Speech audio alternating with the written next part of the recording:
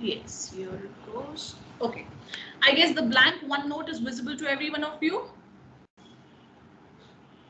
Yes. Yes. Yes. Yes, we're able to see it. Fine. Okay, okay. So now try to understand this, that as I have told you a little crude diagram, okay, just hold on. I'll be sharing the PPT with you, hold on. So here's my nucleus, if I imagine it to be, and I have small surface positive charges, okay, and that controls the negatively charged electrons which are around it. Now, this was the simplest school level diagram which was shared with us, if you can remember well. In our schools, we used to see that we have electrons orbiting around the nucleus. That's it, an electron dot diagram or something like that. Now the scene is that we got to imagine in a different way. In a different way means if this is my nucleus, okay, I will be having the electrons in this manner. So it's a 3D pathway which we are imagining. So the very first shell, the very first orbital is in, say, like this radius, okay. So in that case, the electrons would be following a spherical pathway, okay. The minimum number of electrons in the very first shell is going to be 2, okay. In the very first shell, it's going to be 2, and they would be following a spherical pathway always, okay. So this is going to be like, supposedly if you are imagining this as the nucleus, okay, you can look at my video when I'm talking about this. This is your nucleus. So they would be, giving a kind of an orbital motion around the nucleus in a 3D manner. Okay, it's not just 2D which you could imagine. The way we have drawn it on the board, it's not just that way. It's a 3D pathway. So all around the nucleus. Okay, this is the first pathway which is threaded by the electrons residing in the first shell. Now what next? When I go towards the second shell, I'm having two types of electrons. What do I mean by two types? I will be having two types of motions being exhibited. One is a spherical, whereas the other one, okay, let me just make it a little more clear by having this diagram. So supposedly if I'm imagining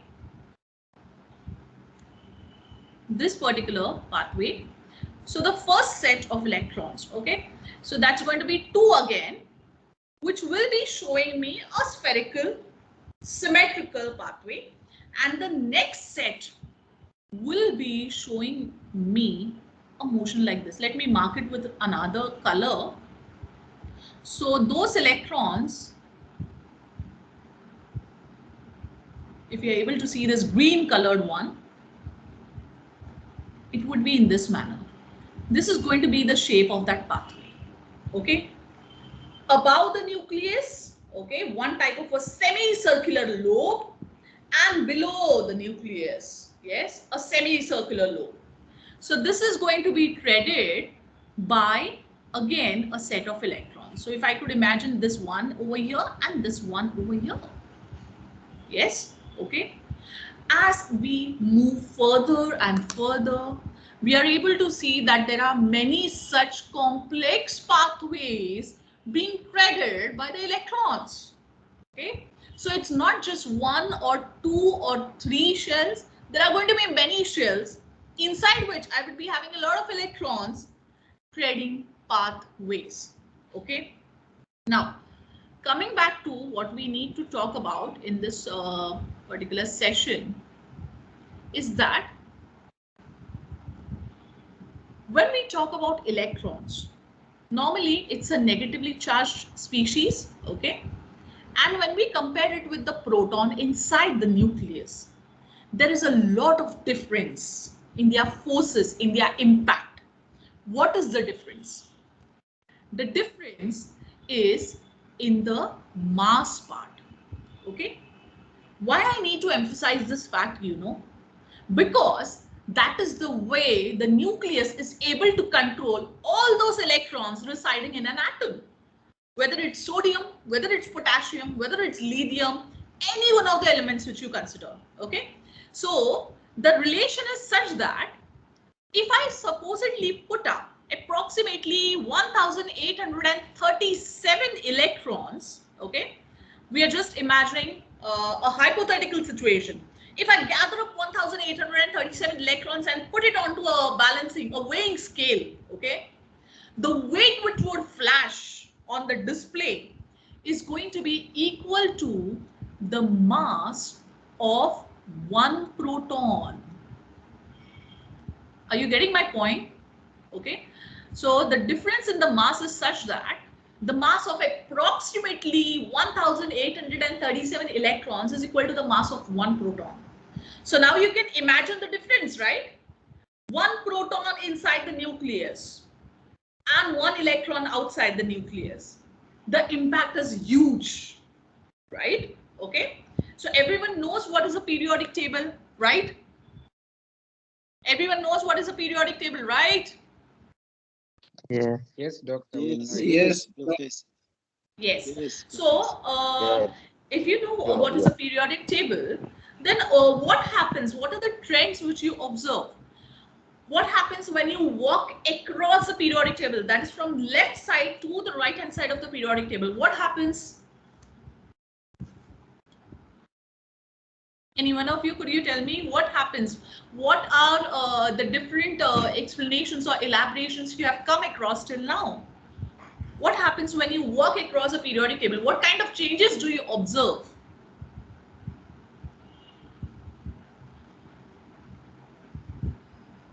The mass number increases. Yes, Manu, tell me. The mass number increases. Their mass number increases, absolutely right. And what else increases? Atomic number also, right? Atomic number also increases? Yes. Yeah, sure. Right. What do you mean by an atomic number, by the way?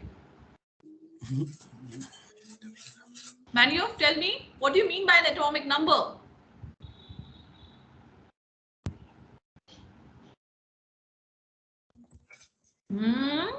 What happened? The atomic number is the number of protons in the nucleus of an atom. Perfect. That's right. Very right. Or the number of electrons also, you could say. Yes. Come again? Is it, can I say that atomic number is the number of protons or the number of electrons? Can I say that? Yes, the number of protons is defined as an element. If I don't know if that is also okay. Okay. It is the number of protons. Okay, fine. Now, remember one thing always, okay? There are two things I want to say, not only one thing, two things, okay? Now see, you must have referred different textbooks, different reference books, okay? Big authors who have published so many theories about atoms and all. So whenever you see a periodic table, it could be a case that sodium, which is represented by the symbol Na, okay? That comes from its Latin name natrium, right? It could be represented as Na1123 in this manner, okay? Or you could also have another form of representation, and that is this way. The superscripts and subscripts would be exchanging their places. Now, you need not be, puzzled by this kind of a representation. Always remember that the smaller number is your atomic number. Yes. An atomic number is nothing but the number of protons. Okay. So Manuel was right. Absolutely right. It is the number of protons. Okay. Whereas the larger number, irrespective of wherever it is placed, okay, it's going to be called as the mass number. Yes. And which is nothing but the number of protons, and that means plus the number of neutrons. Do you get my point? Okay. Now, in a neutral atom means which has not participated in any kind of reaction. It is neutral. Okay. It neither has shared its electrons or probably got involved in any kind of a reaction, whatever it may be. It's neutral. So in any neutral atom, okay, in any neutral atom, the number of protons inside the nucleus, of course, will always be equal to the number of electrons orbiting around. Remember this, okay? So in that case, that's the reason I can say that the atomic number is the number of protons, okay? Or you could say the number of electrons in a neutral atom, okay? That condition is fixed. In a neutral atom, always I would be having the number of protons and electrons to be equal. So atomic number could be defined as the number of protons or the number of electrons. Clear, everyone? Everyone? Clear? Yes. Okay. Yes? Okay. Sorry, madam, Fine. if you can say that Very again, clear. Very, or very maybe understandable. I ask, you are saying the number of atoms that, sorry, the atomic number of an atom is equal to the number of protons in the nucleus of an atom. Yes. Yes. Oh, okay. All right. So yes, yes. So the number of the number of electrons will be equal to the number of protons in a neutral atom. Okay, a neutral atom means the one which has not taken part in a chemical reaction. Okay. Now what happens in a chemical reaction is a detailing part. Okay, you guys have looked into what is a chemical reaction, what are the types of chemical reactions, everything is sorted. But then when it comes down to thinking on an electronic level aspect, definitely we got to make these things clear in our mind. Okay, now coming back to my question was the atomic number, the mass number thing. Okay, and then what I was going to ask you was, 1 minute, let me just make some space for myself. Okay, so across the periodic table, okay, let me write down the first period. I guess everyone knows what is a period, what is a group in a periodic table. Yes? Yes, people? Yes. Everyone knows that. No. No. No, okay, okay, fine. So let's watch out for a periodic table. 1 minute. Where did our beautiful periodic table go?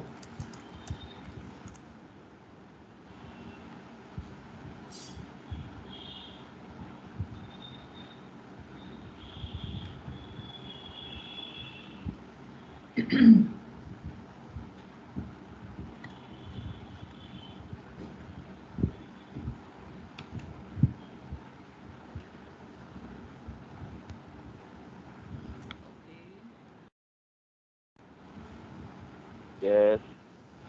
Hold on, hold on. 2 minutes, 2 minutes.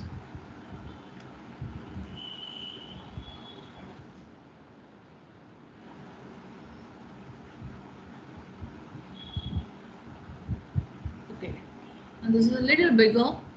Let me reduce the size of the periodic table and place it properly. Okay. Now, is the periodic table visible to every one of you on the screen? Yes? Sure. Yes, doc, Yes. it is clear. Yes. Okay, now Yes. this is a beautiful arrangement of elements. Why do I call it as a beautiful or a very amazing arrangement? Because the elements have been placed in such a manner that one part of the periodic table, if I consider, is going to be totally full of metallic ones, okay, metallic species, all of them. And another part is going to be a mixture of poorly reactive metals, okay. Then we are having non-metals, and of course, the elements which are showcasing metallic and non-metallic behavior. Okay, let me give you a gist of it. This whole section, okay, let me highlight it with some other pen here. Okay, so see, this part which I am trying to shade.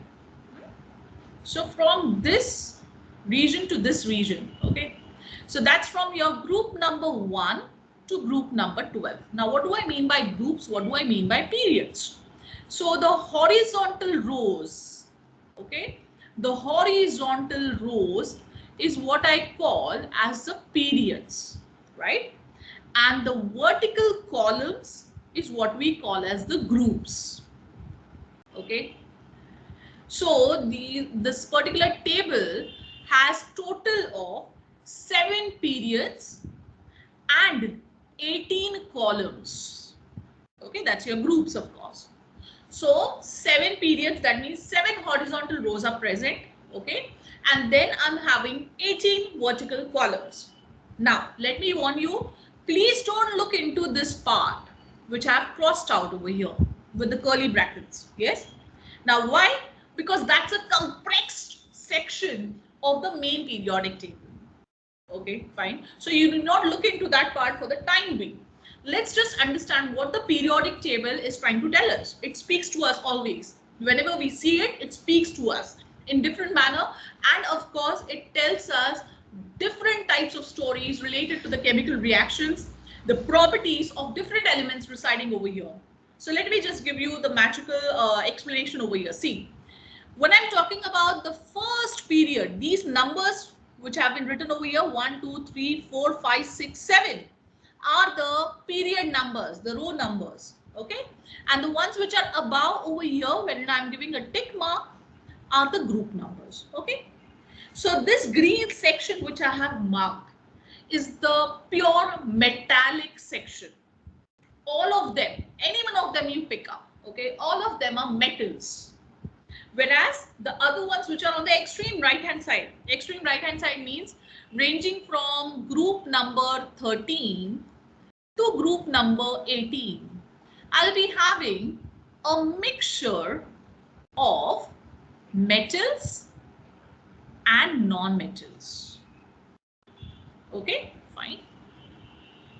Leave that aside for some time being, okay, as to what consists of metals and non-metals. I have given you the small intro of it. What else?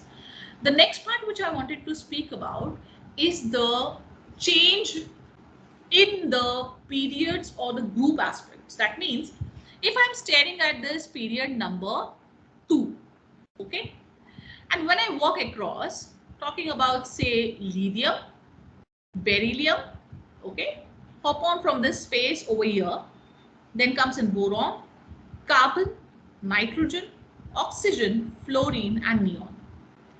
These are the elements, the red shaded elements belong to period number 2. So what happens when you walk across a period? You have one electron increasing, okay? So as you can see, the atomic numbers are definitely increasing, isn't it? You're having an increase in the atomic number. That's from 3 to 4, then 5, then 6, 7, 8. Consecutively, they go on increasing.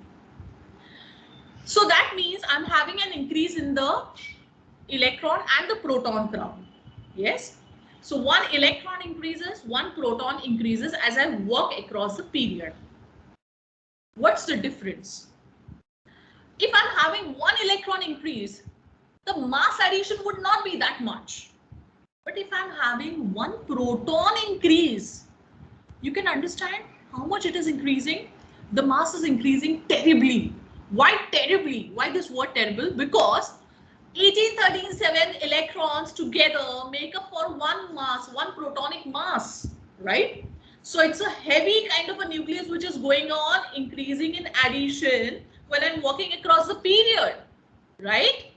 Everyone is trying to understand this concept. Yes, people? Yes, Doc.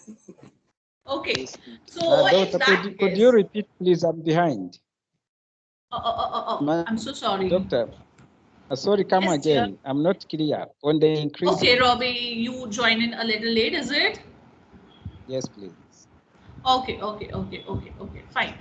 So what I'm trying to say is when you're walking across a period, that means the horizontal row which has been shaded red over here, okay, you have an increase in the atomic number 1, and of course you have an increase in the mass number also, okay, that is visible from the numbers which have been given below. But if I'm having an increase in the atomic number, it suggests that I would be having one electron. Okay, this is the way I represent or else let me write it down better ways so as to avoid any confusion. So one electron is added, okay, as well as one proton is also added. Okay. Now, as stated earlier, I had told you that approximately 1837 electrons, when they are put together or their mass is put together, it equals to the mass of one proton. Yes, I cleared this at that point of time. So if I'm having one electron addition across the period, that's fine. I mean, that's not a big mass which is going to be added up. But if I'm adding one proton inside the nucleus, every step I take towards the right side of the periodic table, obviously it would be a huge mass addition in terms of electrons, right? And that is the reason why you have the electrons being drawn inwards more and more as you walk across this period, okay? And hence, let me elaborate this more, and hence the reactivity of every element which is residing on the right hand side would be more and more. The drawing capacity, okay, the withdrawing capacity of the nucleus would increase more and more. The nucleus power would increase more and more, and hence it is always seen that the elements which reside on the right hand side of the periodic table are non-metallic, and they are the ones which will always pull a particular bond towards themselves. Do you get that point? Now let us talk about a bond. Okay, remembering this fact well, we are going to proceed with the other part of the chapter. Okay, so let me just continue with this particular note. So across the period, okay, let me write it down. Across the period, okay, the nuclear charge, which I mean the nucleus power, okay, the nuclear charge increases. Fine. That is, what do you mean by that is, the tendency to pull electrons towards the nucleus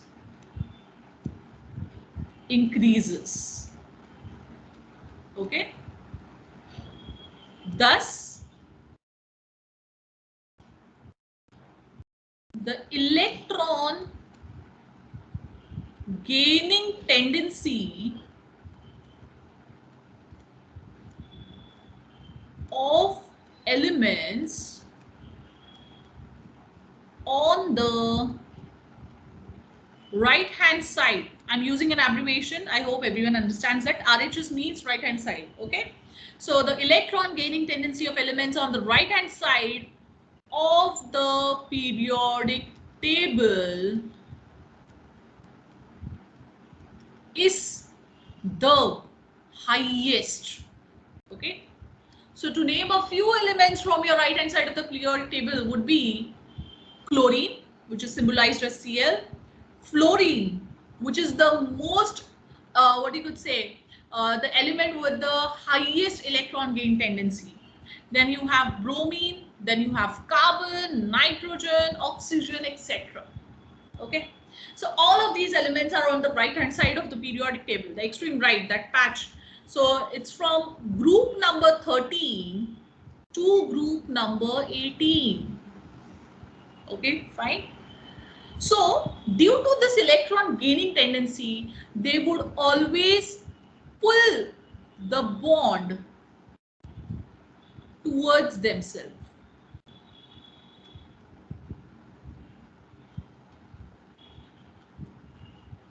Are you getting this point? Every one of you? Yes, people? Yes, Doc. Yes, doctor. Yeah. So in that case, the electron gaining tendency would be more, and hence the bond would be more and more pulled towards these elements. Okay. So whenever I have a kind of a bond formation taking place between any two elements.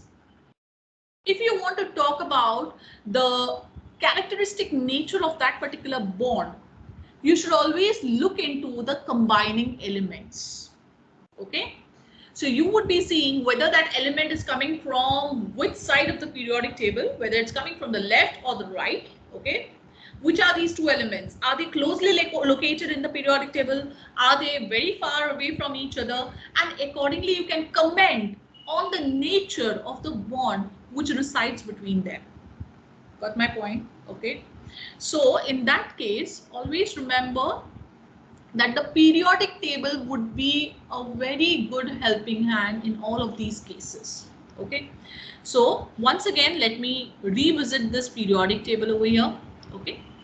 And let me tell you what are the different types of, or what are the different pieces of information it provides us with. So the ones which are residing on the left are the metals. Okay. So this would be a quick recap of what we have been knowing since our school levels. Okay. What is it? Let me tell you.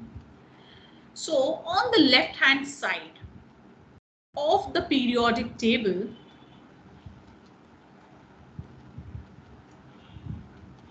okay, what do I have? I have the metals, number one. Okay. Now metals could be classified in three different ways. What is it? The highly reactive metals, okay, the moderately reactive metals, and then I have the least or the poor reactive metals. Okay. Now where can I locate them? The first one would be in group number 1 and 2. Okay. Henceforth, I would request every one of you, at least what you could say twice or thrice in a day, you would be looking at the periodic table once. Okay, just look at it, do not by heart it. Okay, just try to locate different elements. Where are they located, in which group, in which period, right? So that you can understand the chemical bonding, okay, the nature of the different elements properly, because this particular table reveals a lot of information. Let me repeat that. Now group number 1 and 2 are going to consist of highly reactive metals. Fine. Which are they? They are going to be, namely, let me show it to you. So we go back to our periodic table. Here we are. Yes. So what do we have? We have lithium. Yes. We have beryllium. Then we have sodium, magnesium. Okay. So the group 1 consists of all of these elements. Okay. Let me just erase this part of it and let me highlight it with some other color so that you can see that very clearly. So lithium, sodium, potassium, rubidium, cesium and francium. All of these are the most reactive metals of all. Most reactive. Okay. So that means if you talk about, say, sodium metal, okay, if you have visited your laboratories by any chance, you will be able to make out that these metals, specifically these ones, ranging from lithium to francium, okay, let's not consider francium because it's a radioactive element, okay, and radioactive means it will spontaneously keep on emitting radiations, and it has hardly have a half-life of 21 minutes. So in 21 minutes, if at all you have 1 gram of francium, okay, in 21 minutes, it would go to 0.5 grams. Very fast. Okay, so let's not consider francium. Let's talk about lithium to cesium. Yes, so all of these metals are always stored in oil, in mineral oil, or say kerosene. Yes, so a stoppered flask of, say, kerosene or mineral oil is taken and you place these metal cubes over there. Now these metals are such that they can be cut with a knife. Fine. Okay, these are that soft. And these are highly reactive, and that's the reason why they are kept inside oil. Okay, so as soon as you remove one piece of sodium with a pair of tweezers and you keep it on a piece of filter paper or maybe watch glass, you will see that in no time it starts developing a blackish colored layer on its surface. Okay, why? Because it is instantly reacting with oxygen in the air. It is that fast. Well, if I get the opportunity to have a little bit of moisture in the atmosphere, in the air around that particular piece of sodium, it will catch fire instantly. Okay. And supposedly, if you pick it up and put it into a flask of water, it would burst into flames. Yes. So it is that reactive. Got my point? So these are the highly reactive metals you can ever have. The next group, that's your group number 2, is going to consist of a little less reactive metals. A little, okay, not much, a little. So that's your beryllium, magnesium, calcium, strontium, barium. Again, radium is a radioactive element. That's the reason I'm not shading it. Fine. So beryllium, magnesium, calcium, strontium, barium. Now the hardness has increased a little. It's not that soft that you could simply cut it with a knife or something. They can be made into ribbons and all, that's fine. Okay. So these metals are a little less reactive than your first group metals. Okay. So if you drop it into water, it's not going to burst into flames or something like that. They would be taking a lot of time to react with water and all. And definitely they would be forming different types of compounds. They won't catch fire as such. Got my point? Yes. So these first two are the highly reactive metal groups, I would say. Fine.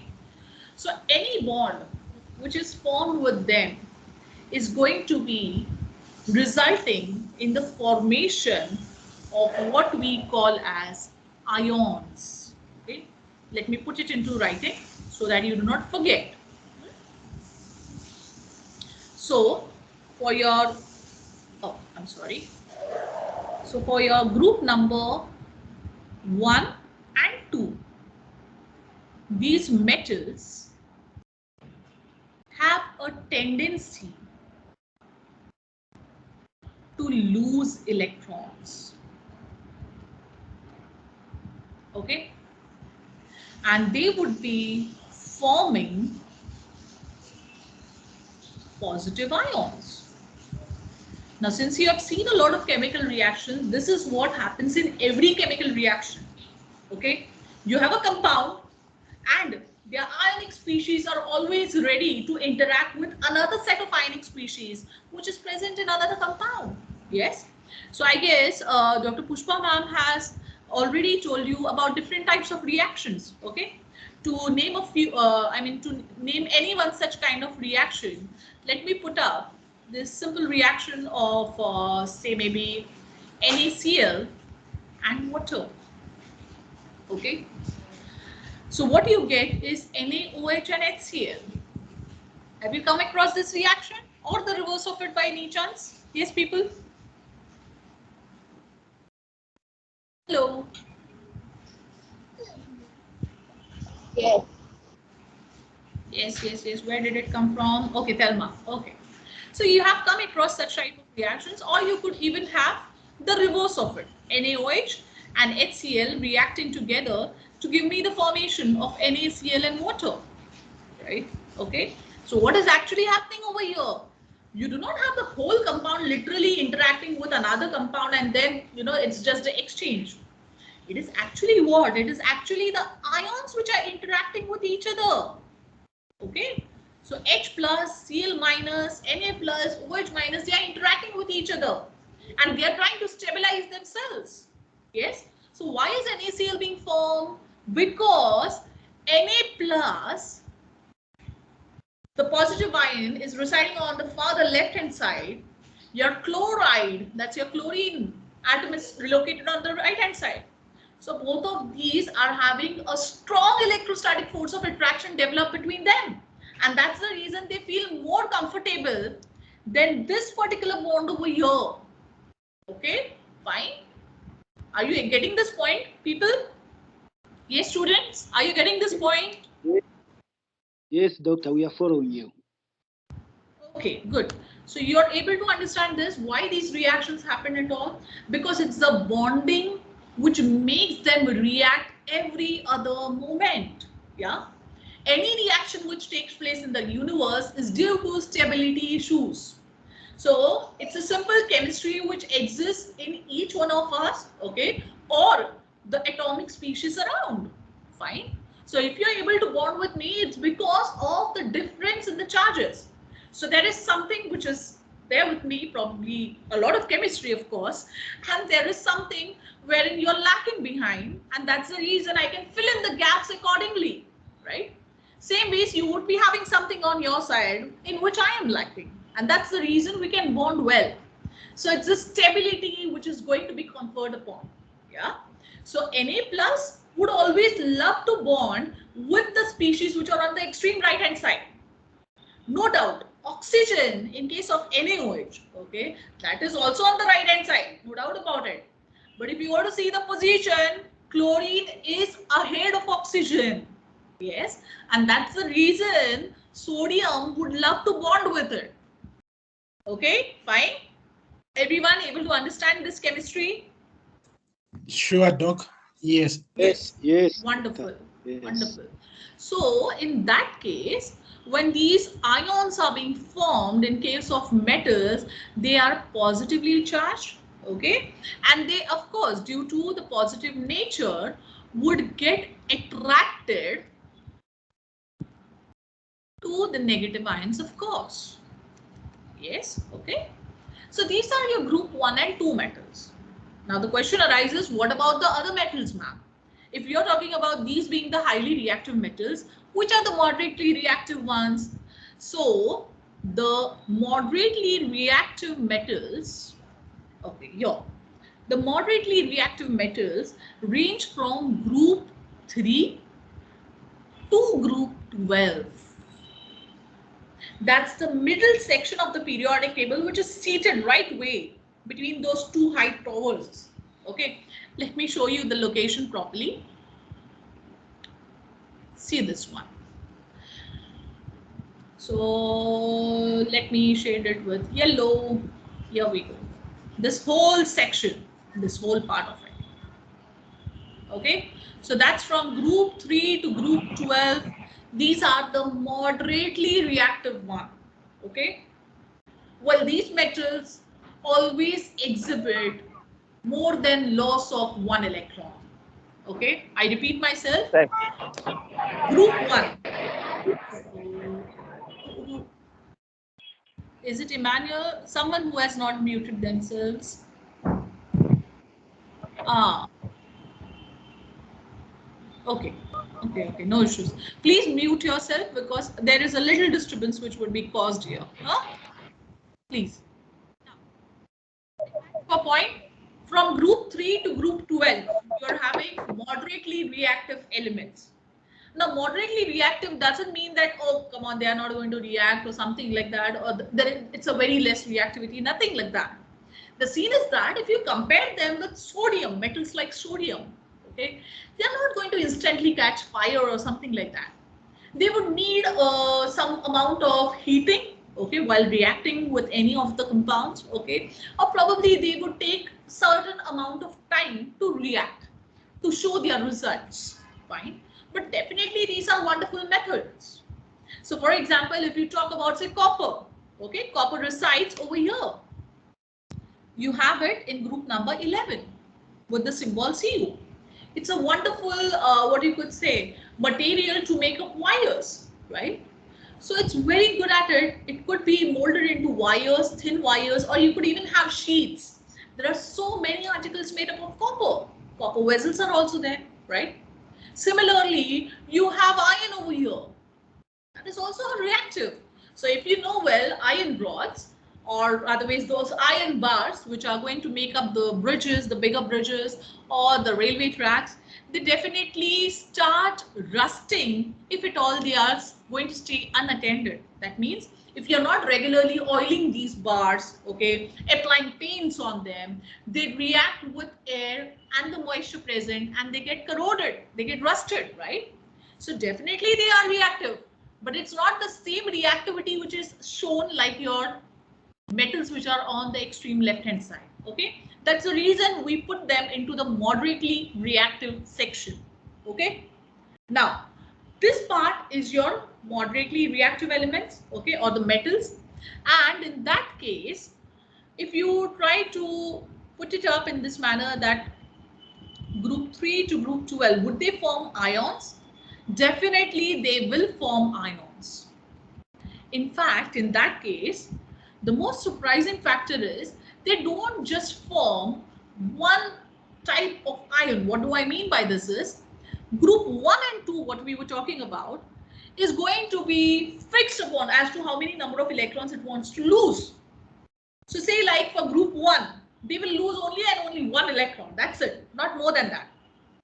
Group number 2, they would lose only 2 electrons and make up for a bond. That's it. They won't lose more than 2 or lesser than 2. They will always lose out 2 electrons. Fixed.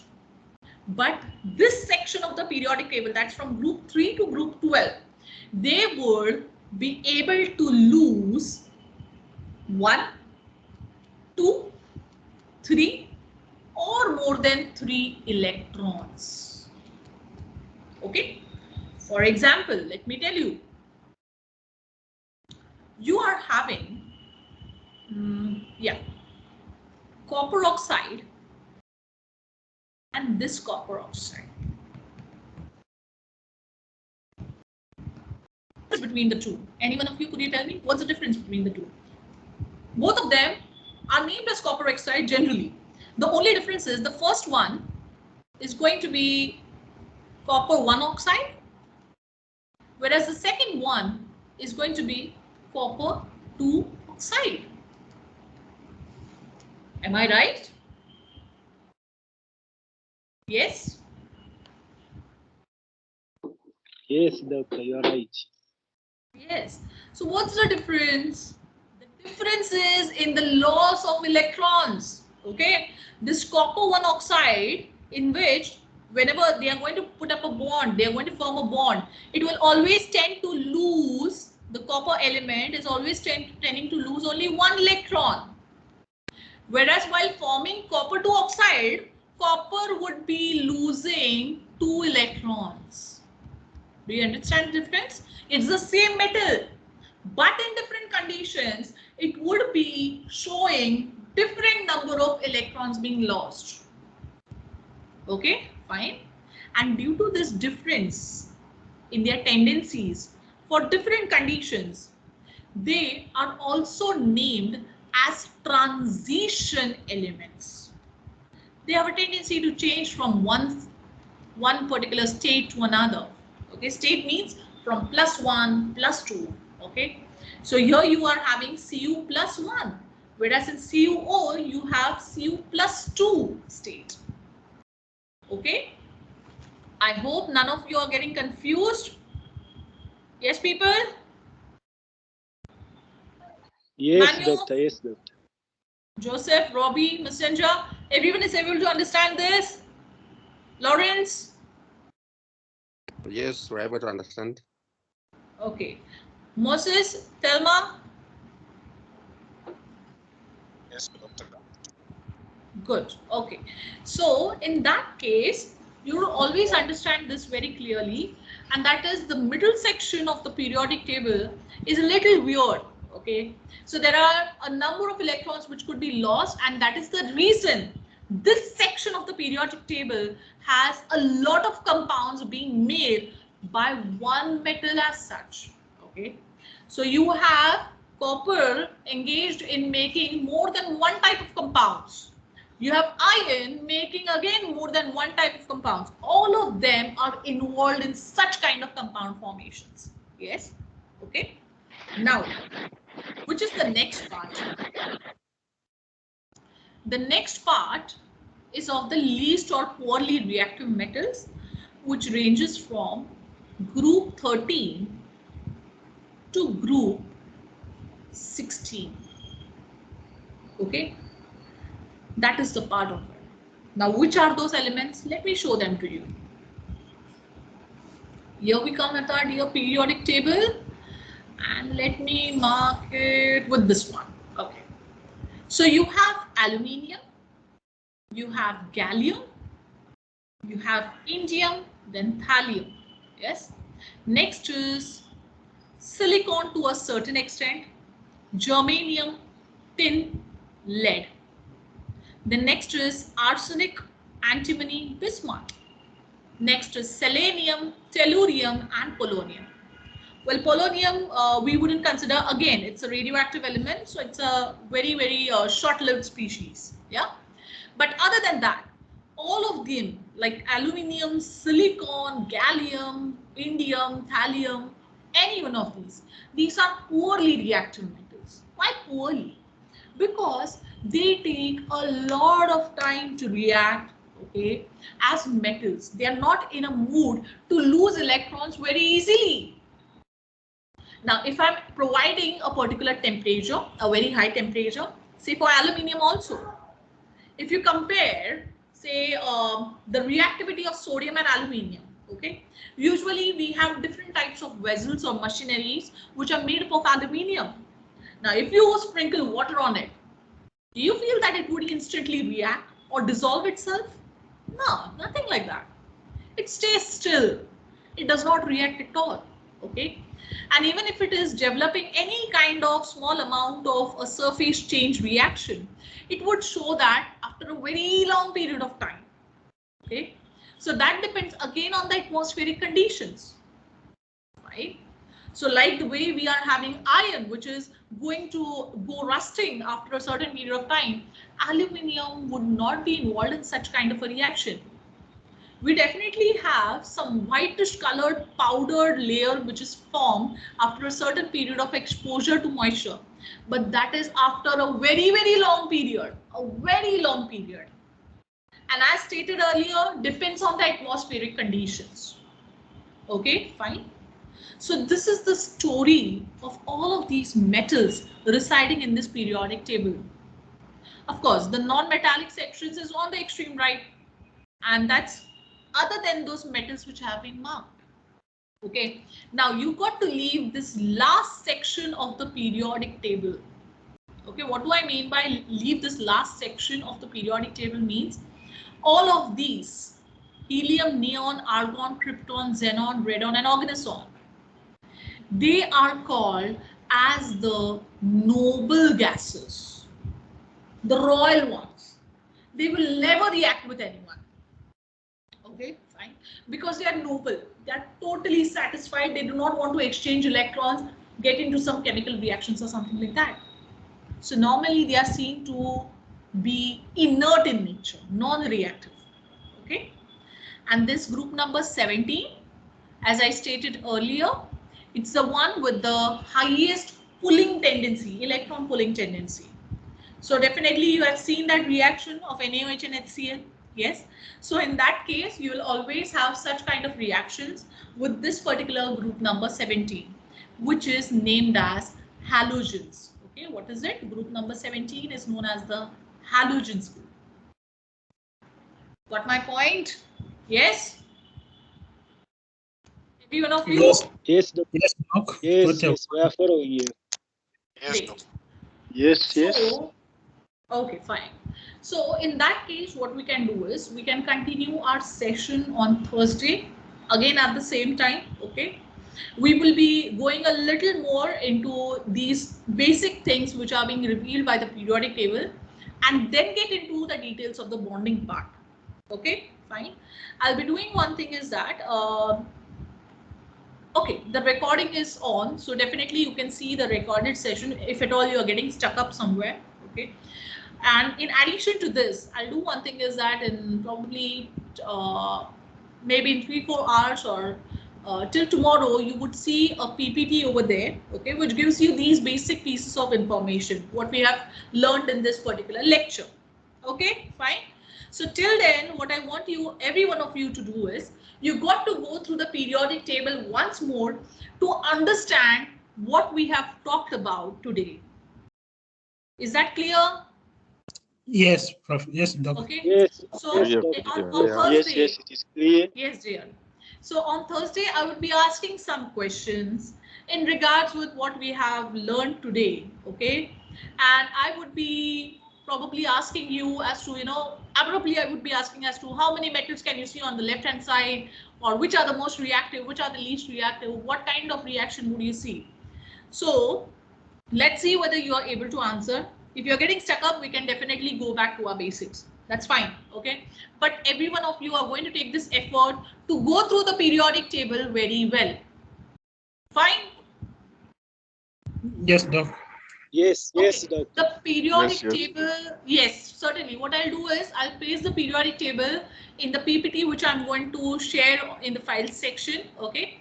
Just give me a couple of hours so that I can put it up over there, and then you can go through it, okay? I'll just ping up in the chat section that I have already shared the file so that you guys can go and have a look through it. Fine? Yes, Okay, people? Yes, fine, fine. Professor. Okay, thank you very much, and glad to see you all. It was a really pleasant class and an interactive session with all of you. See you on Thursday. I hope you enjoyed the chemistry section. Yes? Yeah, Yes. thank you very Okay. much. Thank you so much. Yes, Oh, yes, sure, Yes. sure, Doc. Yeah. Good night. Bye-bye. Good night to Bye. you. Right. Bye. Yeah, Doc. Thank you.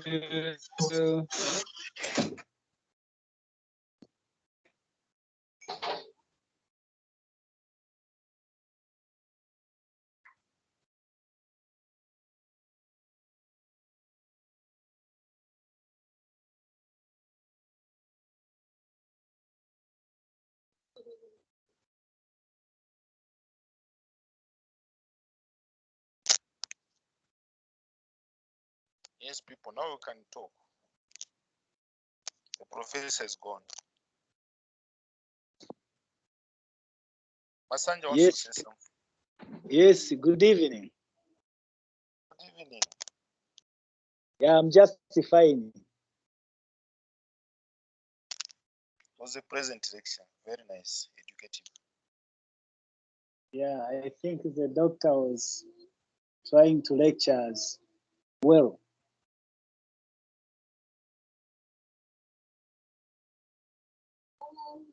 Hello. Good evening, people. We'll meet in the next session.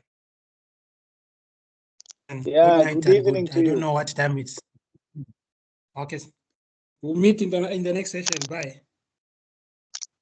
Okay, thank Just you have very to follow much. on WhatsApp.